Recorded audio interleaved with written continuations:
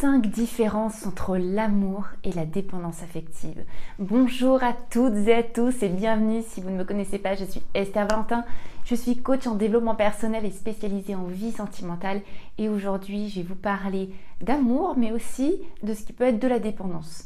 Alors, je préfère le dire tout de suite. Là, c'est une vidéo assez avancée, dans le sens où pour comprendre les notions dont je vous parle, pour comprendre et reconnaître les différences que je vais aborder avec vous, il faut quand même être un petit peu dans un milieu connu quand on parle de dépendance affective, quand on parle de relations saines, donc il faudrait être déjà un petit peu renseigné.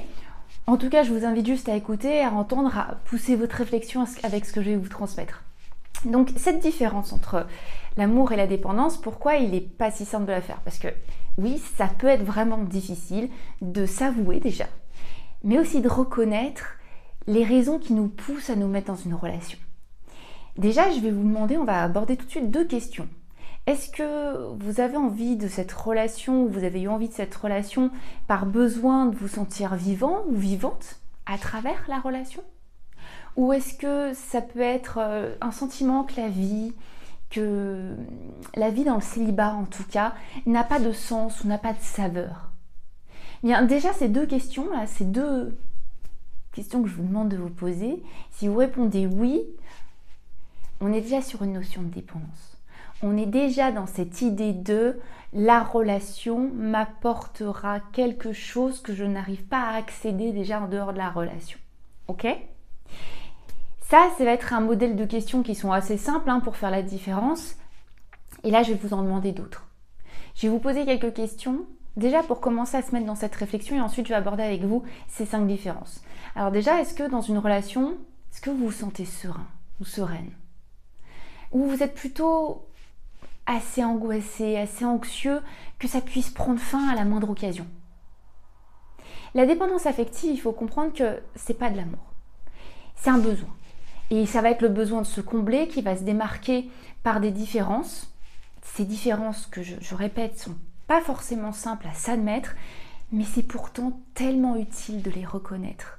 Parce que est-ce que vous avez vraiment envie de vous engager, de vous projeter sur les prochaines années, voire décennies, par dépendance de l'autre? Ou est-ce que vous êtes vraiment serein à l'idée de vous projeter parce que vous savez que c'est de l'amour et vous savez que là, le travail sera juste d'entretenir cet amour, de faire grandir votre relation, mais ce ne sera pas dans cette recherche perpétuelle et insatiable de se combler par la dépendance. Donc vous avez ce modèle de question. Est-ce que déjà vous ressentez de la sérénité dans vos relations? Ou est-ce que les relations activent plutôt une anxiété, une angoisse, une projection de c'est possible de se perdre?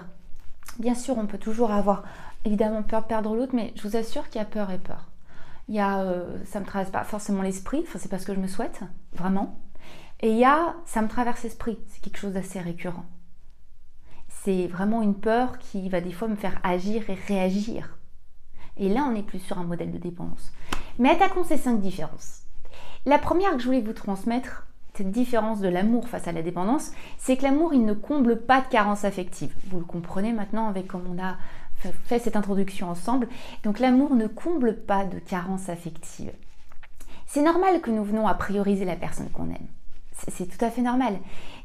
Mais ça implique de respecter sa propre individualité, la propre individualité de l'autre, nos propres aspirations et les propres aspirations de l'autre, en prenant soin donc des nôtres, de tout ça, notre individualité, nos aspirations, encore et encore, même durant la relation.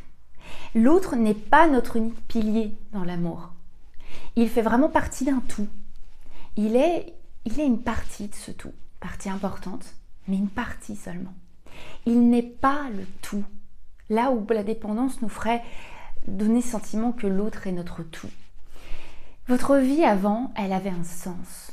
Et elle conserve ce sens même en dehors de la relation actuellement et elle en conserve encore même dans votre projection. Et c'est ainsi que vous prenez soin de vos besoins qui n'existent pas qu'à travers l'autre, qu'à travers la relation. Là, on est déjà sur une différence. Mon partenaire est une partie de ma vie. Ma vie avait un sens avant lui, elle en a encore en dehors de la relation. Et ce n'est pas mon tout. Ma relation n'est pas toute mon unique priorité. La deuxième différence, c'est que l'amour, ça apaise. Oui, il faut bien retenir ça. L'amour, c'est apaisant. C'est dans l'amour qu'en fait on se souhaite évidemment de partager des nombreux moments ensemble, de se créer des souvenirs. Ça c'est évident, il n'y a pas de souci, on ne va pas débattre là-dessus. Mais l'absence de l'autre ne génère pas une forte anxiété. Ça va générer un manque, certes, mais c'est un manque qui peut être apaisé par la simple pensée de la relation, par la simple pensée de la fluidité de cette relation. C'est un manque qui n'est pas égal à de la peur ou à de l'anxiété ou à un besoin vraiment d'aller se rassurer. Ça, c'est une différence fondamentale. Le manque, quand on ne se voit pas, c'est un manque apaisé. Et ce n'est pas un manque anxieux ce n'est pas rassurant pour moi. Dans l'amour, on se trouve des moments ensemble. On leur court vraiment pas après. On ne court pas après des moments pour se rassurer dans un amour sain et épanouissant. On ne programme pas son planning non plus qu'en fonction de l'autre, par peur de manquer une occasion. Voilà comment l'amour fonctionne. Et vous comprenez qu'à l'inverse, la dépendance va nous faire nous organiser pour ne pas manquer une occasion.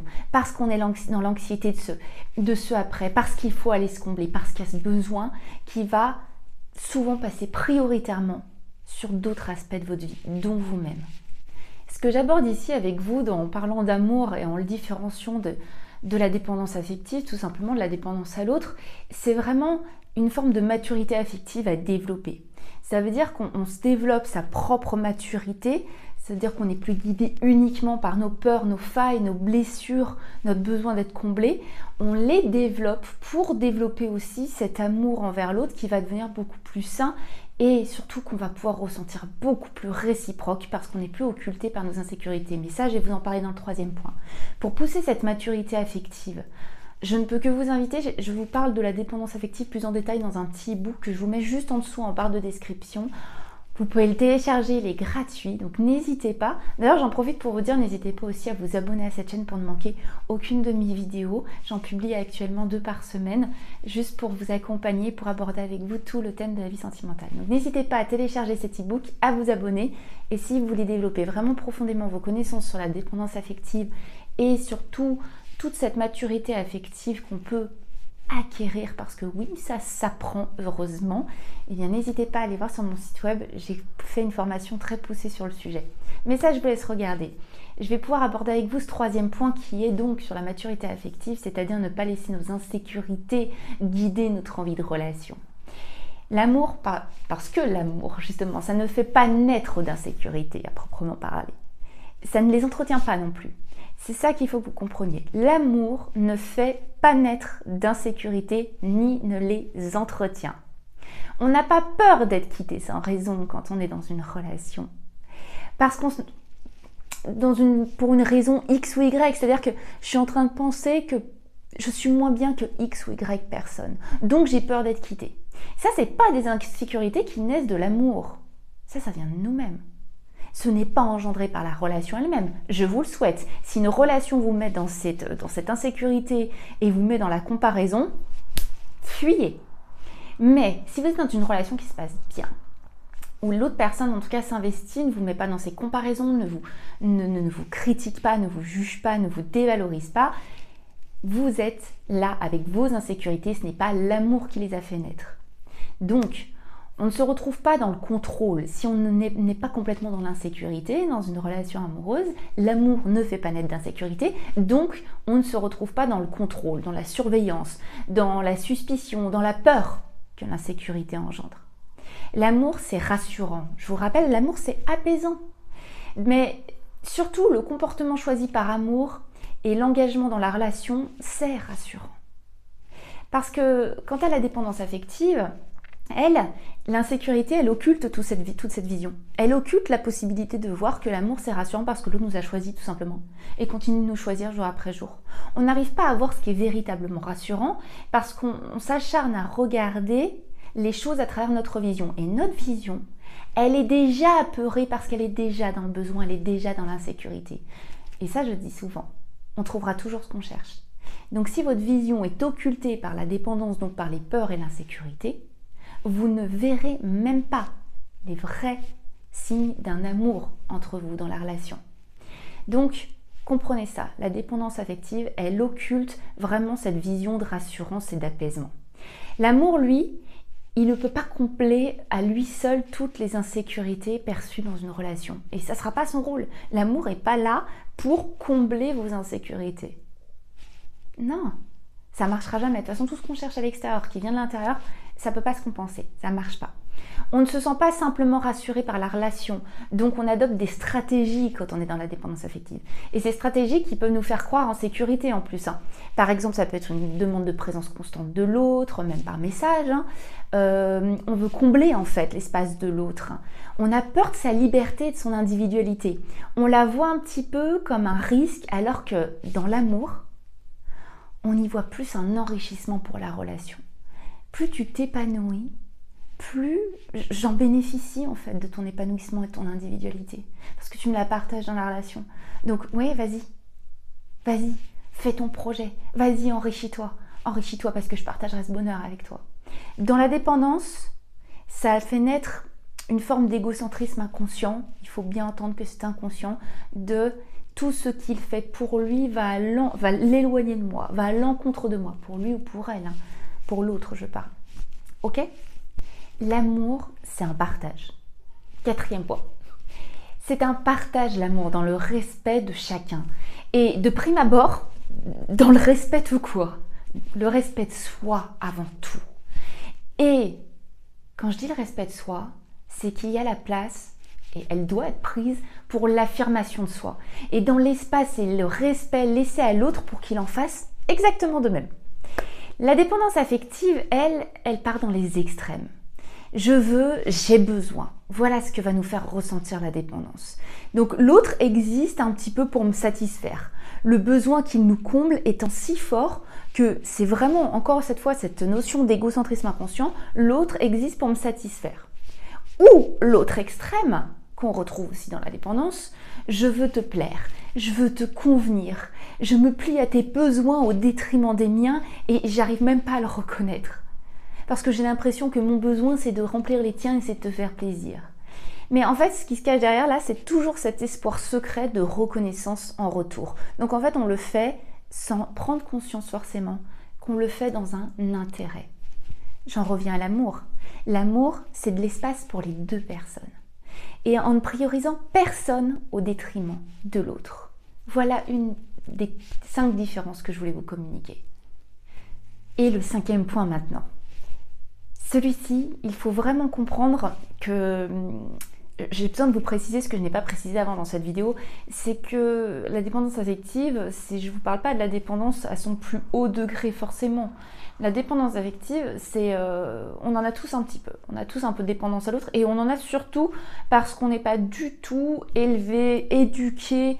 On ne nous apprend pas les compétences de la maturité affective. On essaie de les développer un petit peu avec ce qu'on a, mais on n'a pas eu de cours sur la maturité affective. Et donc, on peut avoir vite ce transfert de l'autre est le responsable de mon état. Et c'est d'ailleurs le 5e point que je vais aborder avec vous. Donc, comprenez bien qu'on est sur des états même de dépendance pour les personnes qui ont envie juste de sortir complètement de cet état de dépendance et d'aller vraiment vers l'amour le plus sain possible et le plus épanouissant. Vous n'avez pas besoin de vous reconnaître dans les états les plus extrêmes. Et d'ailleurs, vous allez voir dans ce 5e point qui aborde vraiment, je pense que toute personne devrait y réfléchir. Vous allez le voir maintenant. Ce 5e point, c'est que l'amour ne responsabilise pas l'autre de nos émotions et de notre bien-être. Et oui. Ça demande, comme je vous l'ai dit dans le début de cette vidéo, qu'on aborde des notions qui sont plus complexes que ce qu'on peut entendre en général sur la dépendance et l'amour. L'amour ne responsabilise pas l'autre de nos émotions et de notre bien-être. L'amour, ça ne donne pas de pouvoir à l'autre. La dépendance, elle donne du pouvoir à l'autre. En fait, elle donne l'impression que le pouvoir est de l'autre, est à l'autre. Elle responsabilise la dépendance, l'autre, du bonheur ou du malheur, de la joie ou de la tristesse. Le besoin inconscient d'être reconnu et valorisé met entre les mains de l'autre toute la responsabilité. Alors que cette responsabilité, elle nous revient. S'il fait ça, je suis bien. Mais s'il fait ça, je suis mal. Ou s'il fait pas ça, je suis mal. il n'y a pas, ou en tout cas que très peu de place, je dirais, pour une maturité affective. Oui, cette fameuse notion de maturité affective. De prendre du recul sur notre propre comportement. Voilà ce qu'est la maturité affective. Comprendre sa part de co-responsabilité dans chaque situation. Et si ça ne nous permet pas de prendre ce recul, attention, ce recul n'est pas là pour se dénigrer et dire « Ah, moi aussi, je suis responsable d'avoir fait ça, c'est pas bien. » Non, non, non, c'est pour s'élever. Ah, comment je peux agir différemment pour avoir un impact sur la situation? Et non pas, s'il te plaît, change, s'il te plaît, fais différemment. Hop, on récupère son individualité, on récupère sa part de co-responsabilité dans chaque situation, dont une relation quand même. Et donc, on va vraiment se retrouver là, comme je vous l'ai dit, pas pour se dénigrer, mais pour évaluer, à pouvoir prendre du recul. Dans l'amour, lui, on a besoin de prendre cet espace de recul. Ça nous permet de grandir. L'amour nous permet de grandir parce que ça nous maintient dans un recul sur nous-mêmes. Ce que je dirais en fait plus précisément sur le recul sur nous-mêmes, c'est plutôt, si je devais le faire en une phrase que je formulerais, ce serait ce que j'entretiens ou modifie va alimenter ma relation, va alimenter la communication de ma relation, etc., etc. Donc, j'ai récupéré mon pouvoir, j'ai récupéré ma part d'investissement. J'arrête de responsabiliser l'autre de tout. Je vous donne un exemple très précis. Si votre conjoint arrive énervé et que ça vous énerve aussi, vous allez dire oui, mais c'est parce que lui a fait ça. Vous êtes responsable de votre état émotionnel. Ça veut dire que vous ne contrôlez pas vos émotions, mais vous êtes responsable de ce que vous allez choisir d'en faire. C'est-à-dire que si votre aspiration est d'être sereine, ça va être je te laisse te désénerver, me parler quand tu seras plus au calme, mais là je sens que c'est en train de m'énerver aussi, donc je vais prendre un peu l'air. Je n'étais pas obligée de rester dans une conversation qui m'énervait où l'autre déchargeait sa colère. Je ne suis pas obligée. Vous voyez comment je peux être plus responsable de ce que j'entretiens? Et cette prise de conscience, elle peut être lourde, c'est pour ça que je prends le temps de vous expliquer ce 5e point. Parce que comprendre qu'en fait, peu importe ce que l'autre fait ou ne fait pas, il ne peut être entièrement responsable de ce que vous allez finalement choisir de faire, de réagir, de communiquer. Il y a cet espace à un moment entre l'autre et vous. Et quand on néglige cet espace comme par la dépendance, on met vraiment toutes les responsabilités sur l'autre. Tout vient de l'autre, tout vient de lui. Que je dois être bien, que je dois être heureux, que je dois être... Si je suis malheureuse, tout vient de lui, de cet autre. La maturité affective fait prendre ce recul il y a de l'espace. Et entre ce que l'autre dégage ou ne dégage pas, ce qu'il fait ou ne fait pas, cet espace-là, je le saisis pour rechoisir ce que j'en fais. La maturité affective, c'est ça, c'est garder ces deux individualités qui ne dépendent pas l'une de l'autre pour finalement être plus décisionnaire et plus puissant dans ce qu'on alimente et donc pouvoir créer la meilleure relation. J'espère que cette notion de différence entre la dépendance et l'amour est assez claire parce que vraiment ce point à aborder sans avoir votre situation précise, sans pouvoir vous expliquer exactement comment pour vous ça peut fonctionner, comment vous pouvez aborder ce manque de maturité affective dans vos relations en pensant que l'autre est responsable, c'est pas forcément simple de l'aborder dans un thème général comme ça.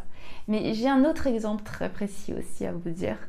Je parlais avec une personne qui m'a expliqué ce qui lui est arrivé parce que cette personne est psychologue et elle me disait qu'un de ses patients avait dit qu'il avait une tasse auquel il tenait énormément, qui appartenait à sa grand-mère décédée, qu'il avait elle-même donnée à sa mère, qu'il avait donné à lui. Enfin voilà, c'était quelque chose qui avait énormément de valeur. Et pendant une dispute avec sa partenaire, il l'a acheté, il l'a fracassé. Il l'a acheté par terre, il l'a cassé.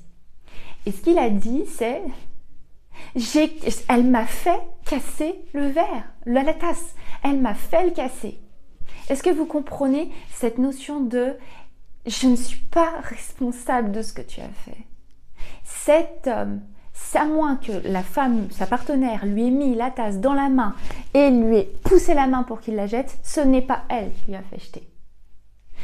Elle a pu avoir des actions, des réactions qui ont déclenché un état émotionnel, mais tout ce qui se passe ensuite, tout ce qui se passe après ce déclenchement, et même la gestion de ce déclenchement, appartient à la personne qui se plaint que c'est à cause de l'autre qu'il a fait ça. Je veux vraiment que vous compreniez cette notion de responsabilisation parce qu'elle vous donne beaucoup de pouvoir. La dépendance nous occulte ça, elle nous enlève beaucoup de maturité affective. Elle nous rend vraiment, elle nous fait porter tous nos regards, notre attention, notre importance, notre énergie sur l'autre. Et quand on n'est que tourné vers l'extérieur comme ça, on se prive d'évoluer, on se prive de faire grandir une relation. En fait, on se prive tout simplement d'un amour complet et un amour sain. Pour cette conclusion, je voulais vous dire que l'amour, ça nous élève dans un aspect, je vais y arriver, plus profond de nous-mêmes. La dépendance, la dépendance affective, elle entretient des stratégies d'évitement de nous-mêmes et de nos failles. Retenez ça. L'amour nous élève dans un aspect plus profond de nous-mêmes. La dépendance, elle, entretient et développe des stratégies qui nous éloignent de nous-mêmes et qui nous rapprochent constamment de nos failles. Ok ? J'espère vraiment que cette vidéo vous a plu. J'espère que ces notions complexes à aborder avec vous, je le réalise maintenant en tournant la vidéo. J'avais beau l'avoir très bien préparée, me l'être écrite, tel un article d'ailleurs, qu'il faudrait que je publie en article. Je comprends à quel point ça peut être des notions difficiles, d'où le fait que je vous avais préparé au fait qu'il fallait que ce soit quand même des notions connues, que vous ayez déjà commencé à aborder. Donc n'hésitez pas sur cette vidéo à écrire en commentaire ce que vous en avez compris, quelle réflexion ça va faire en vous dans les prochains temps, votre réflexion sur vos relations, sur votre rapport à l'autre, sur est-ce que vous êtes en train d'entretenir plutôt l'amour ou est-ce que vous voyez des comportements qui tendent à la dépendance. Si cette vidéo peut avoir un impact dans votre réflexion après que vous l'ayez écoutée, que vous fassiez des liens dans votre vie, sincèrement j'ai tout gagné parce que toute réflexion amène la transformation. Et c'est tout ce que je vous souhaite en vous plantant des graines, en vous partageant toutes ces informations. Donc encore une fois, j'espère vraiment que cette vidéo vous a plu. N'hésitez pas à me le faire savoir. Et dans tous les cas, moi de mon côté, je ne vous lâche pas et je vous dis à très vite pour une prochaine vidéo. À très vite. Bye bye.